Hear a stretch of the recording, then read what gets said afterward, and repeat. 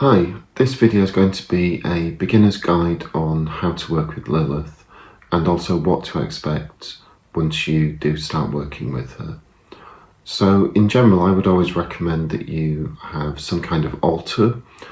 Now that can be as basic or as extravagant as you want it to be, really, but I would say the essentials are to have some form of representation of Lilith on the altar. That could be either a statue or a picture, a candle with her sigil, something that really connects with you, that gives the form of Lilith, if that makes sense. And that could be really anything that you feel that is appropriate. I would say that in general, if you are just starting out, don't go over the top with spending lots of money and time. I like to reuse items, but that's just my sort of personal preference, but items that have some kind of significance, whether it's a nice bottle of wine, I will keep the bottle and use that as a candle holder. Or if I have any flowers, I will dry those out, particularly roses, red roses or pink roses. I will dry those out and often use those as an offering or part of my ritual work. Some of the other things that you will probably want to have on the altar is something to burn incense. I've mentioned roses before, and I do think it's a good offering to give to Lilith. I just leave some fresh roses, maybe once a week, once every 10 days, something like that. I'll just put those on the altar, and then if I'm doing specific ritual work with Lilith, I'll add more flowers that are appropriate or that I feel would be taken as a good offering. You will probably want to get some kind of cup. So I have, this is actually, you can't see it, but I've got an altar for Asmodeus in front of me here, but it's still appropriate to sort of switch some of these items if I change this altar. So I'm working with Lilith, so this is just a pretty simple wine glass, and I'll just leave that on the altar.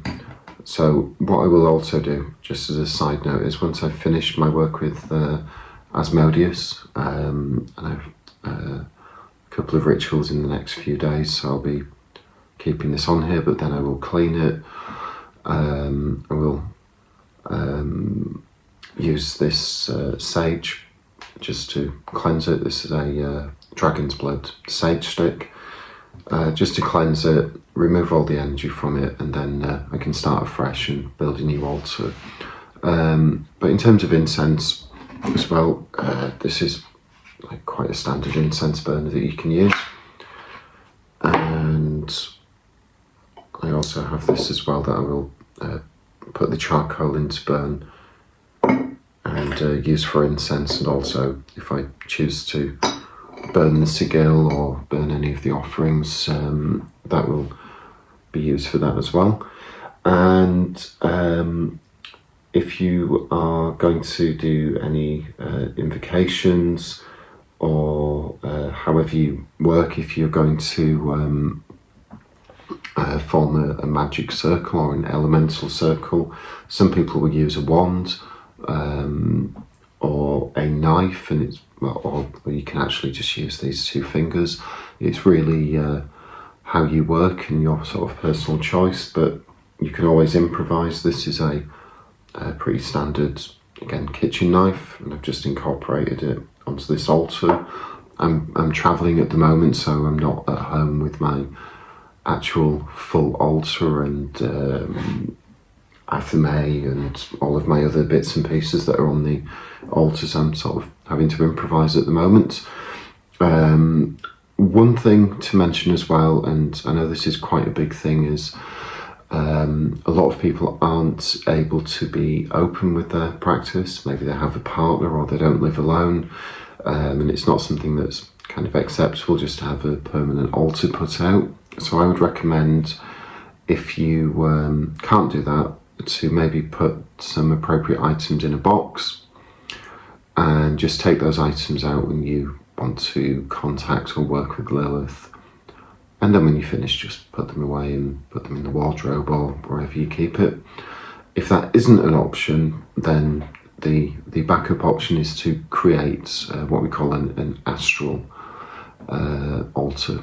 And that's basically where you create an altar in your mind, and therefore you can always sit down and meditate and bring that altar through your mind's eye, so to speak. But I'll address that subject in a bit more detail in another video. So what to expect when you start working with Lilith? One thing I would say is to try not to read too much information. That can really cloud your judgment and expectations. It's, from my opinion, particularly when I work with any new entities or deities that I haven't worked with before, I'll do a bit of reading just to sort of gauge their type of energy and how to make contact the best way. But then I won't dig into their history or other people's experiences too much, because I want to experience it in my own way.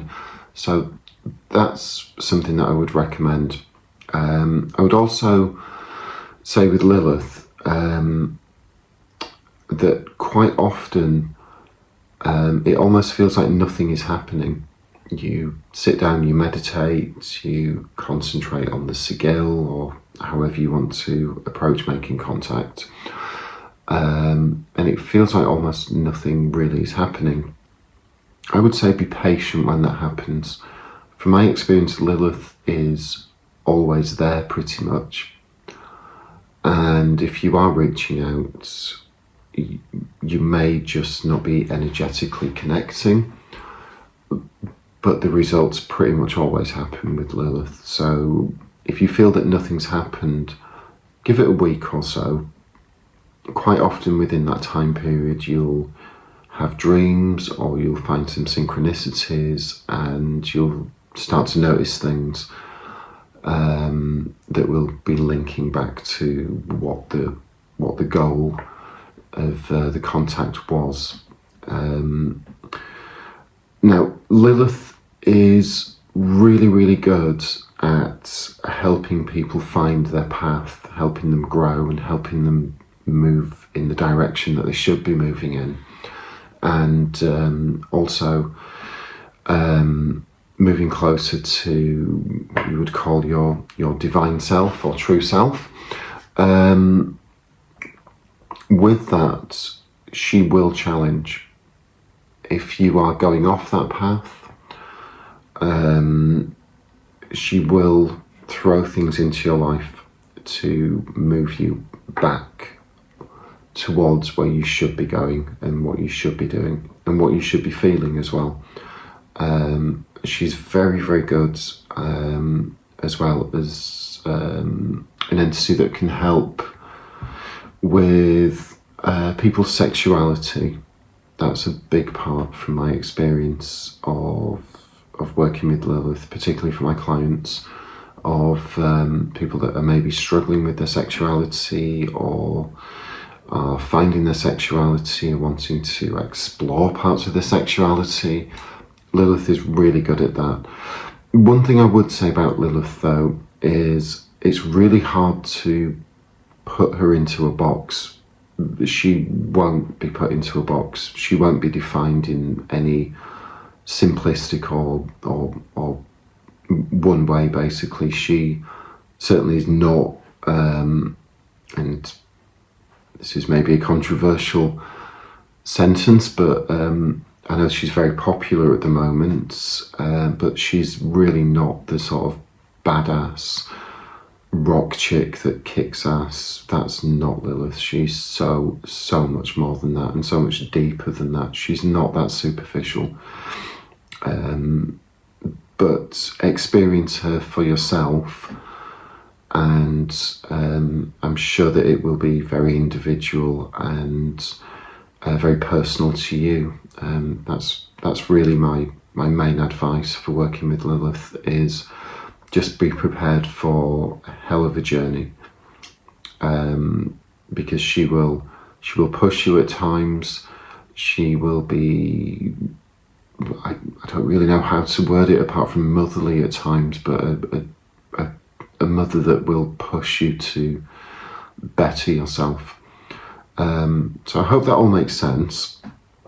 And if you have any questions, just leave a comment. If you have any thoughts, if you disagree with me, again, please leave a comment. I'm always interested to hear other people's experiences and thoughts, especially if they're different to mine, because I'm still learning, and I'm still happy to chat with people that have had very different experiences and maybe even completely disagree with me. And if you like this video, please subscribe, and that's all I have to say. Goodbye.